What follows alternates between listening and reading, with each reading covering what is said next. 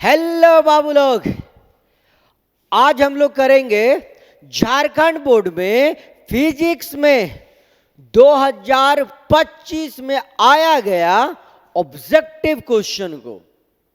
बाबू रे, अगर तू लोग चाहता है ना कि फिजिक्स में 90 प्लस स्कोर हो, जो कि करना बहुत टफ है ही नहीं, अभी से भी हम कह रहे हैं, है ना, तो सबसे पहले क्या करना होगा? बोलेगा सर सारा का सारा ऑब्जेक्टिव को एकदम से क्लियर कर लेना होगा। लगता है कि ऑब्जेक्टिव बहुत आसान है, पर आसान होता नहीं है, एकदम नहीं होता है। जो जो वीडियो देख रहा है पहले ट्राई करके देखो 2025 को ऑब्जेक्टिव को, और देखो कि कई तो सही कर पाता है। अगर नहीं कर पाता है सही ज्यादा से ज्यादा सवाल को, तो चिंता करने की अभी भी कोई बात नहीं है। मेरा वीडियो पे लगातार बने रहिए, सारा का सारा ऑब्जेक्टिव को कराने की जिम्मेवारी मेरी है ना। चल फिर आते हैं सीधा हम लोग ऑब्जेक्टिव पे। चलिए फिर करते हैं हम लोग पहला क्वेश्चन को। पहला क्वेश्चन क्या दिख रहा है बाबू? How many electrons will have a charge of 1 coulomb? एक कूलाम में कितना इलेक्ट्रॉन होता है? एक कूलाम में कितना इलेक्ट्रॉन होता है? आंसर है सर 6.25 इंटू 10 का पावर 18 इलेक्ट्रॉन होता है। सवाल होता है कैसे सर, कैसे होता है इतना? क्या याद है आपको quantisation of charge? Quantisation of charge क्या बोलता है बाबू? Total charge in a body equal to क्या बाबू? N E. अरे हाँ कि ना, जहाँ पे n क्या होता है? Number of charge particle. तो n बराबर क्या हो जाएगा बाबू? बोलेगा q बटे ई, जहाँ पे q कितना दिया हुआ है? 1 कूलाम, और e बराबर होता है मुन्ना 1.6 इंटू 10 का पावर -19, है ना। जब इसको सॉल्व करेंगे ना आप, तो n बराबर जो वैल्यू आएगा वो कितना आएगा जी? 6.25 इंटू 10 का पावर 18, है ना, इतना आ जाएगा। कुल मिला के आप याद कर ले तो बहुत बढ़िया बात है। क्या बोलियो कि सर नंबर ऑफ इलेक्ट्रॉन एक कूलाम में कितना इलेक्ट्रॉन होता है, तो याद कर लीजिएगा एकदम बढ़िया से। सर 6.25 इंटू 10 का पावर 18 इलेक्ट्रॉन होता है ना जी। दूसरा क्वेश्चन पे आइए बाबू। दूसरा क्वेश्चन क्या बोल रहा है देखो तो, पढ़ो बढ़िया से इसको, मेरे साथ साथ करने की कोशिश करो। हाँ, मेरे साथ साथ करोगे ना बाबू तो ज्यादा समझ में आएगा आपको। हाँ, तो फटाक से पढ़ो दूसरा क्वेश्चन को। क्या दिख रहा है? an electron placed in electric field. सुनिए बात को बाबू, जब एक इलेक्ट्रॉन को इलेक्ट्रिक फील्ड में रखा जाएगा तो क्या होगा? जब एक इलेक्ट्रॉन को इलेक्ट्रिक फील्ड में रख देंगे तो क्या होगा? बोलेगा सर जब एक इलेक्ट्रॉन को इलेक्ट्रिक फील्ड में रख देंगे ना, तो उस पर लगेगा फोर्स। कितना फोर्स लगेगा बाबू? E into E. ओके, फिर क्या बोला है? Experience electric force equal to its weight. Equal to क्या बाबू? वेट। मतलब जो चार्ज पे फोर्स लग रहा है ना, वो किसके बराबर है? वेट के बराबर है। वेट का मतलब क्या होता है मुन्ना, बताएगा कोई? वेट का मतलब होता है सर mg। वेट का मतलब क्या होता है बाबू? बोलेगा सर mg। तो सवाल क्या बोला? The magnitude of electric field is. तो इलेक्ट्रिक फील्ड का यूनिट क्या होगा? ओह, मैग्नीट्यूड क्या होगा? यूनिट नहीं, इलेक्ट्रिक फील्ड का मैग्नीट्यूड क्या होगा? फोर्स बराबर, तो क्या बोलेंगे हम लोग यहाँ से बताइए? ई बराबर कितना? बोलेंगे सर mg। तो ई बराबर बाबू कितना जी? mg by E. आंसर कहीं ऑप्शन में है तो टिक मारिए, निकल जाइए। कहाँ पे है बताइए? mg by E, mg by E. Answer क्या हो गया बताइए? ऑप्शन बी हमारा क्या है? तो करेक्ट है। अगला सवाल पे आते हैं हम लोग। देखिए क्या बोला? Two charges, 1 coulomb and -1 coulomb are placed 1 metre apart. क्या बोला बाबू? 2 ठो चार्ज है मेरे पास, 2 ठो चार्ज है। कई ठो चार्ज है मुन्ना? 2 ठो चार्ज है। कितना कितना करे? एक तो सर -1 कूलाम और दूसरा 1 कूलाम, और ये है सेंटर। हाँ, और यहाँ पे क्या निकालने बोला? Electric potential. क्या निकालने बोला है बाबू? Electric potential.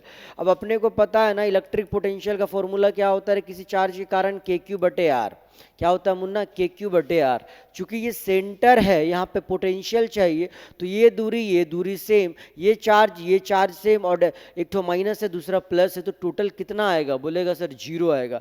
Total potential at centre क्या आएगा मुन्ना, बताना? बोलेगा सर 0 आएगा। क्यों 0 आएगा? सुनिए बात को। क्यों? चूंकि दूरी सेम है, के का वैल्यू तो सेम, और चार्ज एक प्लस है दूसरा माइनस है। सॉल्व करेंगे रिजल्ट क्या देगा? बोलेगा सर 0 देगा, है ना। 3 capacitors each having capacitance C। 3 तो कैपेसिटर है और तीनों का कैपेसिटेंस कितना दिया गया है मुन्ना? C दिया गया है। कनेक्टेड इन कहाँ बाबू? सीरीज।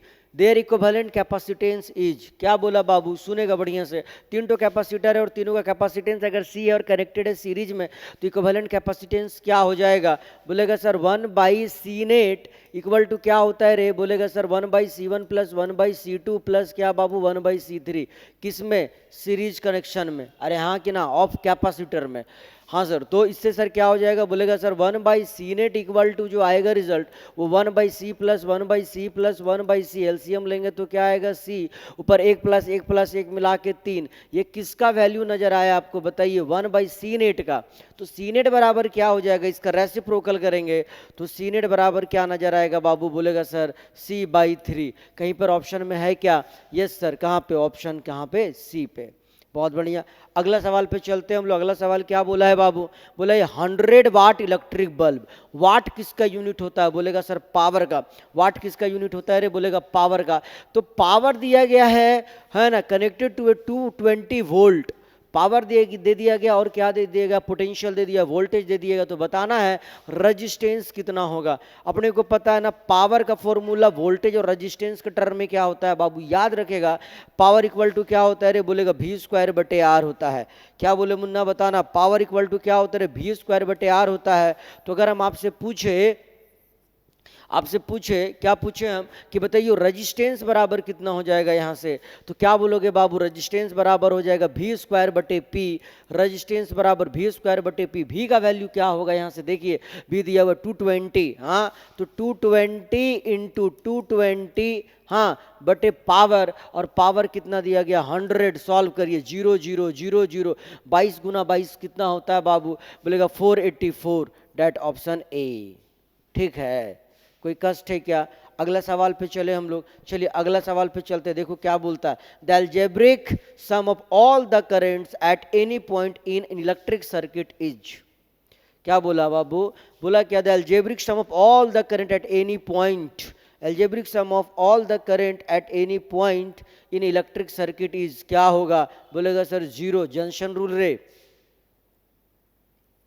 है ना। अगला सवाल पे आते हैं। अगला सवाल देखिए क्या है, 5 tesla magnetic field would be equal to, 5 tesla magnetic field किसके बराबर होता है? बोलेगा 5 वेबर पर मीटर स्क्वायर के बराबर होता है। कैसे? वेबर किसका यूनिट होता है बाबू? फ्लक्स का। तो फ्लक्स वाली फॉर्मूला आप डाल दे, फ्लक्स इक्वल टू क्या होता है मुन्ना? बोलो। बोलेगा sir BA into cos theta.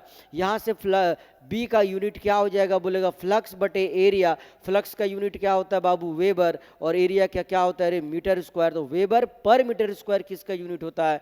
बोलेगा मैग्नेटिक फील्ड का यूनिट होता है। वेबर पर मीटर स्क्वायर किसका यूनिट होता है मुन्ना? बोलेगा सर मैग्नेटिक फील्ड का यूनिट होता है ना जी। तो कहाँ तक कर लिए हम लोग? बोलेगा सर क्वेश्चन नंबर 7 तक तो कर लिए। आगे बढ़िए, क्वेश्चन नंबर 7 अगर हो गया तो आगे बढ़ते हैं क्वेश्चन नंबर 8 पे। क्वेश्चन नंबर 8 पे देखियो बाबू, क्वेश्चन नंबर 8 बोल क्या रहा है? सब कोई देखो बढ़िया से इधर देखो। क्वेश्चन नंबर 8 क्या बोला? Uniform magnetic field is produced. Uniform magnetic field कौन प्रोड्यूस करता है? यूनिफॉर्म इलेक्ट्रिक फील्ड कौन प्रोड्यूस करता है? मैग्नेटिक फील्ड कौन प्रोड्यूस करता है? सुनेगा, जो दूरी पे डिपेंड नहीं करता ना बाबू, वो यूनिफॉर्म मैग्नेटिक फील्ड प्रोड्यूस करता है। क्या बोले रे? जो दूरी पे डिपेंड नहीं करता है, जिसका मैग्नेटिक फील्ड दूरी पे निर्भर नहीं करता है, वो मैग्नेटिक फील्ड यूनिफॉर्म प्रोड्यूस करता है। ऑप्शन ए में क्या बोला? The straight current carrying conductor. Straight current carrying conductor के कारण जो मैग्नेटिक फील्ड होता है वो B बराबर होता है μ0I/2πa। ये देखो दूरी पे डिपेंड कर रहा है, मतलब ये ऑप्शन गलत है, यूनिफॉर्म मैग्नेटिक फील्ड नहीं देगा। दूसरा क्या? At the axis of current carrying circular loop. Circular loop के कारण कहाँ पे बाबू? उसके कहाँ पे अच्छा उसमें सेंटर में भी में ना, सेंटर में कितना होता है मुन्ना? बोलेगा μ0I/2a होता है। ई वाला भी ए पे डिपेंड कर रहा है। ठीक है, ऑप्शन बी भी गलत, सी भी गलत है, एक्सिस पे भी नहीं होता है मुन्ना। डी पे क्या दिया? Inside a current carrying solenoid. Solenoid के कारण मैग्नेटिक फील्ड कितना होता है बाबू? तो बोलेगा बी इक्वल टू μ0 गुना n गुना आई। ये दूरी पे डिपेंड नहीं करता है। बोले तो ऑप्शन डी हमारा क्या है? करेक्ट है। याद कर लीजिएगा इसको एकदम बेहतर तरीका से। क्या? Magnetic field inside a solenoid क्या होता है? यूनिफॉर्म होता है। Magnetic field inside a solenoid क्या होता है मुन्ना? बोलेगा एकदम से यूनिफॉर्म होता है। कोई कष्ट है क्या? नहीं ना बाबू। हाँ, बहुत जल्दी जल्दी हो रहा है क्या? देखो तुम लोग के पास टाइम ज़्यादा नहीं ना है, इसीलिए हम बहुत गपिया नहीं रहे हैं आपसे, सीधा सीधा एकदम पॉइंट टू पॉइंट बात करते जा रहे हैं वहाँ, और तुम लोग भी खटाखट सुनते जाओ। बेटा समय नहीं है ना, एकदम समय नहीं है। हाँ, अगला सवाल पे आते हैं। The value of magnetic induction at a distance R from a single pole is inversely proportional to. सुनेगा, एक पोल है, मान लीजिए क्यू एम, पोल स्ट्रेंथ का एक पोल है, पी पॉइंट पे मैग्नेटिक इंडक्शन या सिंपली मैग्नेटिक फील्ड क्या होगा डेट आर दूरी पर, तो हम लोग बोलेंगे सर इसका फॉर्मूला होता है म्यू नॉट अपॉन 4 पाई क्यू एम बटे आर का स्क्वायर। तो कुल मिला के जो मैग्नेटिक फील्ड है वो इन्वर्सली प्रोपोर्शनल टू क्या है बाबू? बोलेगा आर का स्क्वायर है। इन्वर्सली प्रोपोर्शनल टू क्या है रे? बोलेगा सर आर का स्क्वायर है। कहीं पे ऑप्शन में है क्या इन्वर्सली प्रोपोर्शनल टू आर का स्क्वायर? यहाँ बड़ा समस्या है, सुनियो। ऑप्शन में क्या दिया हुआ? Inversely proportional. अभी बोल दिया ना इन्वर्सली प्रोपोर्शनल, तो सिंपली क्या बोलेंगे? इन्वर्सली प्रोपोर्शनल टू आर का स्क्वायर। अगर प्रोपोर्शनल लिखा होता तो लिखते 1/r का स्क्वायर। ठीक है, तो ऑप्शन कौन सा करेक्ट होगा? बी की डी? याद रखिएगा ऑप्शन कौन करेक्ट होगा बाबू? बी करेक्ट होगा। क्या होगा जी? बी करेक्ट होगा, है ना। अगला सवाल, a bar magnet of magnetic moment M, एक बार मैग्नेट है जिसका मैग्नेटिक मोमेंट है M, is placed in uniform magnetic field of intensity लिखा हुआ intensity B at an angle of theta with it direction, the torque applied on it. सुनेगा बाबू, torque जो है, पहले ये सुनो, टॉर्क जो है किसी इलेक्ट्रिक डाइपोल में यूनिफॉर्म इलेक्ट्रिक फील्ड में रखने के बाद कितना लगता है? बोलेगा P E into sine theta लगता है टॉर्क। कहाँ पे? इलेक्ट्रिक फील्ड में रखने पर। किसको? इलेक्ट्रिक डाइपोल को। वहीं पर जब किसी मैग्नेटिक डाइपोल को रखेंगे तो कितना लगेगा बाबू? टॉर्क। बोलेगा M B into sine theta. P की जगह एम आ जाएगा, इलेक्ट्रिक डाइपोल की जगह मैग्नेटिक डाइपोल मूवमेंट आ जाएगा, इलेक्ट्रिक फील्ड की जगह मैग्नेटिक फील्ड आ जाएगा, बाकी सब कुछ सेम। एकदम याद रखिएगा इस चीज को, है ना जी। कहाँ पे ऑप्शन में आएगा बताओ? M B sine theta. बोले तो सर ऑप्शन डी। बहुत बढ़िया, आगे बढ़ा जाए क्या? अगला question, the unit of mutual inductance is, mutual inductance का यूनिट क्या होगा? बोलेगा हेनरी। हेनरी होता है क्या? Yes sir. म्यूचुअल इंडक्टेंस हो या सेल्फ इंडक्टेंस हो, यूनिट एक ही तो होता है, क्या होता है बाबू? बोलो हेनरी। सुना रे? म्यूचुअल इंडक्टेंस हो या सेल्फ इंडक्टेंस हो, यूनिट क्या होता है मुन्ना बताओ? बोलेगा सर हेनरी। कोई कष्ट है? नहीं ना। कहाँ तक कर लिए हम लोग जी? क्वेश्चन नंबर 11 तक तो कर लिए सर। आगे बढ़ते हैं हम लोग क्वेश्चन नंबर 12 में। थोड़ा इसको ऊपर उठा लेते हैं। ओहो हो, 11 के बाद इधर आते हैं हम लोग क्वेश्चन नंबर 12 में। चलो बाबू 12 करो, देखो क्या लिखा हुआ है। 12 में क्या लिखता है? A conductor of length L is moving with velocity v parallel to the magnetic field of intensity b, the induced EMF in the conductor will be. देखिए यहाँ पे क्या बोला है, थोड़ा समझने वाली बात है, यहाँ पे बहुत जरूरी बात है बाबू। देखो क्या बोला, a conductor of length L, एक कंडक्टर है जिसका लंबाई एल है, is moving with velocity v parallel to the magnetic field. यहाँ समझो बात को, क्या लिखा हुआ मुन्ना बताना? Parallel to the magnetic field. कैसा लिखा है रे? Parallel to the magnetic field, intensity कितना बताइए? बी। मैग्नेटिक फील्ड के पैरेलल अगर हम लोग मूव कराएंगे ना, सुनियो बात को, क्या बोले हम? अगर मैग्नेटिक फील्ड मान लो इधर की तरफ है, मैग्नेटिक फील्ड इधर की तरफ है, और हम उसी के पैरेलल अगर मैग्नेटिक फील्ड इसकी रॉड को मूव कराएंगे, ईएमएफ इंड्यूस ही नहीं होगा। इंड्यूस नहीं होगा तो क्या होगा बताओ? आंसर इसका सर सी होगा, zero sir. Induced EMF in the conductor will B zero. सुनेगा जी, आंसर होता है सर इंड्यूस्ड ईएमएफ कितना होता है? बोलेगा बी एल भी इंटू साइन थीटा होता है। समझिएगा बात को। और पैरेलल बोल देगा, पैरेलल मतलब sir theta equal to 0 degree, theta equal to 0 degree आएगा तो क्या होगा? साइन जीरो का वैल्यू बाबू जीरो। तो ईएमएफ इंड्यूस होगा कि नहीं होगा? नहीं होगा सर। आया बात समझ में? यहाँ थोड़ा सा घुमा दिया बाबू सवाल को, बच्चा याद करके रखता है सर बी एल भी मोस्टल ईएमएफ है। मोस्टल ईएमएफ होगा कब? जब मैग्नेटिक फील्ड के परपेंडिकुलर मूव कराते हैं हम। किसको बताओ? किसको? रॉड को। आया बात समझ में? जैसे मैग्नेटिक फील्ड ऐसे जा रहा है तो ये मूव ऐसे होना चाहिए, तो होगा क्या? Motional EMF. और अगर इधर जा रहा है मैग्नेटिक फील्ड, इधर ही मूव कराएंगे, मोशनल ईएमएफ नहीं होगा, जीरो बाबू, जीरो। ठीक है, अगला सवाल है, if the peak value of alternating voltage in a circuit is E naught, अगर पीक वैल्यू जो है ई नॉट है, then root mean square value क्या होगा? बोलेगा सर अपने को पता है। क्या पता है बताना? बोलेंगे E R M S, oh I R M S लिख दिए, E R M S E R M S बराबर क्या होता है बाबू? बोलेंगे सर ई नॉट बटे रूट टू। कहीं पे ऑप्शन में है क्या? Yes sir. कहाँ पे? सी पे। याद हो जाना चाहिए सब, बहुत इंपॉर्टेंट सवाल है रे। क्या बोले हम? ई आर एम एस बराबर क्या होता है मुन्ना बताओ? ई नॉट बटे root two. Okay sir. Unit of reactance is, AC का ही है, रिएक्टेंस हो या रजिस्टेंस, यूनिट जो होता है ना मुन्ना, यूनिट जो होता है वो क्या होता है रे? बोलेगा ओम होता है सर। क्या होता है मुन्ना? ओम। याद हो जाना चाहिए ये बात भी। रिएक्टेंस का यूनिट बाबू ओम, रिएक्टेंस का यूनिट क्या बोलो? ओम। बहुत बढ़िया सर। और आगे बढ़ते जाते हैं हम लोग। दन दना दन दन दना दन दन दना दन दन। जितना हो सके एकदम सवाल को करते जाइए, है ना। 14 के बाद अगला सवाल। ओ चलिए अगला देखते हैं। The frequency of microwave is, microwave का फ्रीक्वेंसी क्या होता है बाबू? ऑप्शन दिया हुआ less than frequency of radio wave. सुनेगा यहाँ पे बढ़िया से, हाँ थोड़ा सा टाइम लेंगे सवाल में, देखना। हाँ बीच में होता है विजिबल, थोड़ा इलेक्ट्रोमैग्नेटिक स्पेक्ट्रम को याद कर लेते हैं हम। हाँ बीच में क्या होता है? विजिबल। उसके बाद बाबू अल्ट्रा वायलेट, हाँ यूवी जिसको हम लोग बोलते हैं। उसके बाद एक्सरे, फिर इधर क्या बाबू? Gamma ray. अगला नीचे देखेगा, यहाँ पे आता है बाबू तुम्हारा इंफ्रारेड, इंफ्रारेड। उसके बाद जी इंफ्रारेड के बाद माइक्रो, MICRO माइक्रो। और उसके बाद क्या बताओ? Radio, radio. अगर ये सीरीज आपको याद है ना तो एक आध दो सवाल तो अब बना ही लेंगे, एकदम सच्ची बता रहे हैं। देखिए यहाँ क्या बोल रहे हैं। ऊपर से नीचे जब आते हैं ना बाबू हम लोग, तो वेवलेंथ क्या होता है? बढ़ता है। ऊपर से नीचे जब आते हैं तो वेवलेंथ क्या होता है रे मुन्ना? बढ़ता है। और नीचे से हम ऊपर जब जाते हैं तो फ्रीक्वेंसी क्या होता है? फ्रीक्वेंसी बढ़ता है। सुना क्या बोले हम? नीचे से ऊपर जाएंगे तो फ्रीक्वेंसी बढ़ेगा, और ऊपर से नीचे आएंगे तो वेवलेंथ बढ़ेगा। अब यहाँ पे क्वेश्चन क्या दिया हुआ है? माइक्रोवेव के बारे में बोला है, द फ्रीक्वेंसी ऑफ माइक्रोवेव। यहाँ देखिए माइक्रोवेव, ये हो गया माइक्रोवेव। तो क्या बोला? Less than the frequency of radio wave. नहीं जी, रेडियो वेव से इसका फ्रीक्वेंसी लेस है कि मोर? बोलेगा सर मोर है। More than the frequency of radio wave. Yes sir, more than the frequency of क्या बताओ?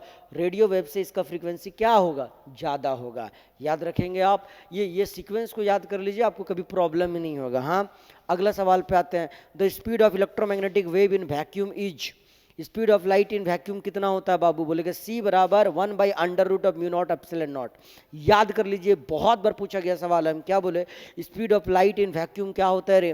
बोलेगा सर C = 1/√, ऑफ क्या बोलो? म्यू नॉट एप्सिलॉन नॉट, है ना। अगला सवाल, अगला सवाल देखिए तो बोर्ड में है क्वेश्चन नंबर 17। क्या बोलता है बाबू? बोल रहा है sir question number 17, the bottom of pond appears to be slightly elevated because of. देखो कोई भी चीज को अगर हम लोग देखते हैं ना, अगर मान लो जैसे पानी है, पानी में टब वगैरह हम पानी भरें और किसी चीज को हम डाल दे, सीधा दिखता है कि टेढ़ा दिखता है? वो टेढ़ा क्यों दिखता है? हाँ बोलेगा सर रिफ्रैक्शन ऑफ लाइट के कारण। किसके कारण बताना? किसके कारण रे? बोलेगा सर रिफ्रैक्शन ऑफ लाइट के कारण। बोले तो ऑप्शन सी। हाँ अगला सवाल, if the focal length of lens is f metre, focal length कितना दिया हुआ है? f मीटर में दिया हुआ है। Then the value of power will be, सुनो बात को, पावर कितना होता है मुन्ना? बोलेगा reciprocal of focal length is called power. Reciprocal of focal length is called क्या बताओ बाबू? पावर, है ना जी। तो क्या बोलेंगे बताना? तो पावर कितना होगा? बोलेगा 1/f डायोप्टर। सिंपल सी बात है, क्या हो जाएगा बताओ? 1/f dioptre. 18 के बाद अगला क्वेश्चन पे चलिए। 18 के बाद कौन सा क्वेश्चन है रे? Question number 19। क्वेश्चन नंबर 19 देखो बाबू क्या बोल रहा है जी। क्वेश्चन नंबर 19 क्या बोलता है रे? देखिए यहाँ जल्दी से। According to Huygens light wave are, light wave क्या होता है? बोलेगा light wave mechanical transverse wave होता है। सुनेगा, हाइजीन्स प्रिंसिपल बोलता है कि क्या बोलता है बाबू? लाइट वेव कैसा वेव होता है जी? बोलेगा एक तो मैकेनिकल सर, दूसरा क्या? ट्रांसवर्स, मैकेनिकल ट्रांसवर्स होता है। ठीक है अगला सवाल, अगला सवाल क्या है? क्वेश्चन नंबर 20 में, two wave whose intensity ratio is 9:1। दो तो वेव है जिसका इंटेंसिटी रेशियो कितना है? 9:1 है। हाँ ठीक है सर। प्रोड्यूस इंटरफेरेंस, वो दोनों आपस में मिलते हैं, इंटरफेरेंस करते हैं। The ratio of maximum and minimum intensity will be, the ratio of maximum and minimum intensity will be, क्या होगा? मैक्सिमम और मिनिमम इंटेंसिटी किसका? जब वो इंटरफेरेंस करेंगे तब। ध्यान देगा बाबू, थोड़ा सा ये बड़ा सवाल है, पता नहीं ये सवाल को यहाँ पे क्यों दिया हुआ है, पर हाँ दिया हुआ है तो बनाना पड़ेगा। बोला क्या यहाँ पे कि दो तो लाइट वेव है, हाँ सर। इंटेंसिटी दिया हुआ है, एक ठो का इंटेंसिटी कितना है, बोलेगा सर I1 बराबर मान लेते हैं अगर 9 है तो I2 बराबर क्या दिया हुआ है बाबू, क्या दिया हुआ मुन्ना बताइए, 1 दिया हुआ है। और अपने को पता है कि इंटेंसिटी डायरेक्टली प्रोपोर्शनल टू क्या होता है बाबू, एम्पलीट्यूड का स्क्वायर होता है ना जी।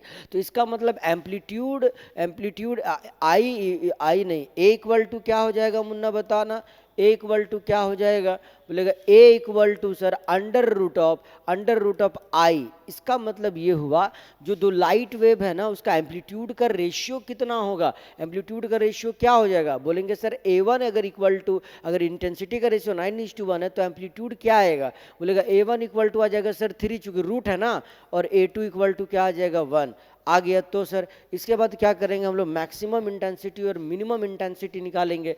कैसे निकालेंगे बाबू, देखो ये वाला फॉर्मूला डाल के, मैक्सिमम इंटेंसिटी या इंटेंसिटी का फॉर्मूला क्या होता है, बोलेगा सर इंटेंसिटी जब लाइट वेव इंटरफेरेंस करता है तब इंटेंसिटी का फॉर्मूला क्या होता है बाबू, तो बोलेगा सर A1 का स्क्वायर प्लस A2 का square plus 2A1 A2 into cos five, maximum तब होगा जब फाइव बराबर 1 होगा, है ना। ये हो गया मान लेते हैं हम लोग I1, और I2 क्या होगा मुन्ना, तो सॉरी ये मैक्सिमम इंटेंसिटी, और मिनिमम इंटेंसिटी क्या होगा जी, ये हो गया क्या आई मैक्स, और आई मिनिमम क्या होगा रे मुन्ना, बोलेगा यहाँ पर I1 A1 का स्क्वायर प्लस A2 का स्क्वायर माइनस 2A1 A2 करेंगे, सॉल्व करेंगे, रिजल्ट ये हमको दे देगा, डिवाइड मारेंगे इसको, हाँ सॉल्व करेंगे डिवाइड मारेंगे, क्या करेगा बताना, आंसर दे देगा।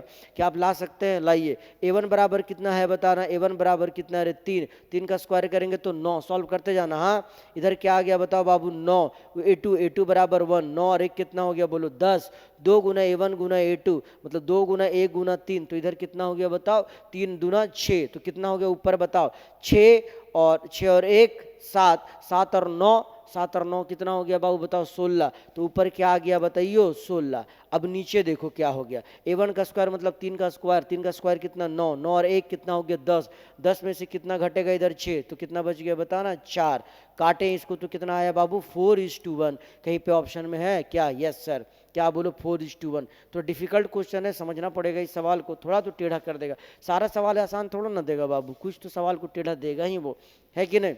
आंसर क्या आएगा इसका बताना 4:1। अगला बात पे आते हैं हम लोग, क्वेश्चन नंबर कहाँ पे 21 पे। 21 क्या बोला, energy of photon with wavelength lambda is, energy of photon क्या होता है रे, बोलेगा सर एनर्जी ऑफ फोटोन होता है अपने को पता है h म्यू सर, या फिर क्या बोलो hc/λ। अब ऑप्शन में लेमडा के टर्म में बोला है तो ये क्या हो जाएगा hc/λ, तो कहाँ पे है बाबू, ऑप्शन नंबर डी में है ना, hc/λ कहाँ पर है बाबू, ऑप्शन नंबर डी में है, कोई दिक्कत नहीं ना। अगला सवाल पे आते, 21 तक हो गया, 22 23 24 25, अब ज़्यादा सवाल भी नहीं बचा हुआ है, चलिए इसको खटाखट करते हैं हम लोग। हाँ देखो क्या बोला, radius of Bohr stable orbit for hydrogen is R, बोला है क्या ना बाबू कि रेडियस जो है ना हाइड्रोजन एटम का वो कितना है बताना, आर है, कितना है बताना आर है ना, कितना है जी आर है, किस ऑर्बिट में, फर्स्ट ऑर्बिट में कितना है बताना आर है। तो बताइए सेकेंड ऑर्बिट में कितना होगा, सुनेगा रेडियस जो होता है ना बाबू, रेडियस डायरेक्टली प्रोपोर्शनल होता है एन का स्क्वायर का, याद रखेंगे इस बात को, क्या बोले रेडियस ऑफ हाइड्रोजन एटम क्या होता है, डायरेक्टली प्रोपोर्शनल टू एन का स्क्वायर होता है। हाँ सर, तो सर अब रेडियस को अगर हम लोग कितना हो जाएगा, अगर एन का वैल्यू 2 हो जाएगा, सेकेंड ऑर्बिट का मतलब क्या है एन का वैल्यू 2, तो 2 का स्क्वायर कितना हो गया 4, तो पहले रेडियस अगर आर था तो अब कितना हो जाएगा बाबू बोलो, बोलेगा सर 4r हो जाएगा, है ना, कोई दिक्कत नहीं ना बाबू। चलो अगला सवाल पे चलते हैं हम लोग, क्या है, the nuclei have their mass number in the ratio of 1:3, mass number का रेशियो कितना दिया हुआ है जी, बोलेगा 1:3 है, तो ratio of their nuclear density will be, nuclear density का रेशियो क्या हो जाएगा, बोलेगा सर अगर मास नंबर 1:3 है ना, तो न्यूक्लियर डेंसिटी क्या होगा, बोलेगा सर डेंसिटी जो होता है ना वो inversely proportional to mass number होता है, याद रखना इस सब बात को। क्या बोले हम, क्या बोले बाबू हम, डेंसिटी ऑफ न्यूक्लियस जो है ना बाबू, डेंसिटी ऑफ न्यूक्लियस क्या होता है, inversely proportional to mass number होता है ना। तो अगर मास नंबर का रेशियो 1:3 है तो डेंसिटी का रेशियो क्या होगा? बोलेगा सर 3:1 हो जाएगा। क्या हो जाएगा मुन्ना बताओ? 3:1। कोई दिक्कत क्या? नहीं ना। अगला सवाल पे चलते हैं 24 पे। The conduction band is partially empty is, conduction band partially empty का, पार्शियली एम्प्टी का मतलब कुछ भरा होना। कुछ कहाँ भरा रहेगा? बोलेगा सर कंडक्टर में। सुनिए बात को, 3 टाइप का मटेरियल पाया जाता है ना, कंडक्टर, सेमीकंडक्टर और तुम्हारा इंसुलेटर। इंसुलेटर में बाबू कंडक्शन बैंड में इलेक्ट्रॉन नहीं होता है। इलेक्ट्रॉन जहाँ कंडक्शन बैंड में होगा, अगर किसी में इलेक्ट्रॉन कंडक्शन बैंड में होगा तो कंडक्ट करेगा। समझा बात को? तो कहाँ पे होगा इलेक्ट्रॉन बताइयो? तो बोलेगा सर कंडक्टर में होगा। कहाँ पे होगा बाबू? कंडक्टर। बोले तो सर मेटल में, है ना। अगला बात, क्वेश्चन नंबर 25 देखो क्या बोलता है। Silicon is a semiconductor. Silicon semiconductor है, उसमें हम लोग क्या किए? ऐड किए some amount of arsenic. Arsenic मतलब बाबू बोलेगा सर ट्राईवैलेंट इम्प्योरिटी, है ना बाबू। तो क्या होगा? बोलेगा सर कंडक्टिविटी बढ़ेगा। क्यों? क्योंकि सर पी टाइप सेमीकंडक्टर, इसी को तो कहते हैं पी टाइप सेमीकंडक्टर। अरे हाँ कि ना, डोपिंग कर देंगे अर्सेनिक को तो पी टाइप सेमीकंडक्टर बन जाएगा, और पी टाइप सेमीकंडक्टर बनेगा तो क्या होगा? बोलेगा सर कंडक्टिविटी जो है ना वो इंक्रीज कर जाएगा। क्या कर जाएगा मुन्ना? बोलो बोलो, कंडक्टिविटी क्या कर जाएगा बाबू? बोलेगा इंक्रीज कर जाएगा। सर कोई कष्ट है क्या? नहीं ना। तो अच्छी बात है, हम लोग ऑब्जेक्टिव कर लिए। 25 का 25 कोशिश करेगा बाबू इसको बढ़िया से देख लेने के लिए और समझ लेने के लिए। और अगर कोई क्वेश्चन में अगर डाउट रह गया तो प्लीज़ हमको कमेंट कर दीजिएगा, हम फिर से उसके बारे में कुछ विचार करेंगे या पर्सनली आपको बताने की कोशिश करेंगे व्हाट्सएप पे, है ना। चलिए फिर ठीक है, नेक्स्ट वीडियो के लिए अगला दिन आएंगे। तब तक के लिए जोहार झारखंड।